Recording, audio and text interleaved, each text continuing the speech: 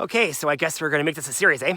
On today's segment, let's keep things simple and focus our attention on MVNOs, or mobile virtual network operators. If anyone has a brilliant idea that Mom and I should just switch to one of those prepaid networks, I'm sorry, but I got some bad news for you. You've probably seen these SIM cards that ask you to try out their network in your Union Busting store of choice, or you've seen YouTube ads with Deadpool shilling for Mint Mobile. Mint Mobile is one of a dime a dozen MVNOs scattered across America. But don't be fooled. These networks don't actually have their own cell towers. They're just piggybacking on one of the three main carriers, hence the name virtual. The deal is that because MVNOs don't have to operate their own towers, the bill is cheaper as a result, except you get crummy benefits compared to teams pink, blue, and red. As you can probably guess, trying to switch to one of these slightly cheaper options in the big three is not an option for us in the Adirondacks because we're stuck in an effective dead zone that loves to play shell games with our phones. Switching from a main carrier to an MVNO is like switching from a frying pan to a fryer. So when I said that small rural towns like ours have very limited options for cell carriers, I wasn't kidding.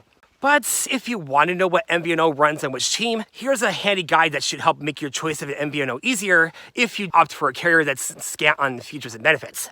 As it stands, switching to one of these MVNOs would be a nightmare for Mom and I as customers of AT&T, because if we stay with AT&T, we at least have some way of getting into Team Blue's ear to let them know we're in a dead zone, whereas if we drop down to one of those MVNOs, we may as well be yelling into the wind. So if you want to hear about how Starlink is even worse than these MVNOs and why Elon Musk's constellation isn't a cure for a lack of cell coverage, stay tuned for part 3.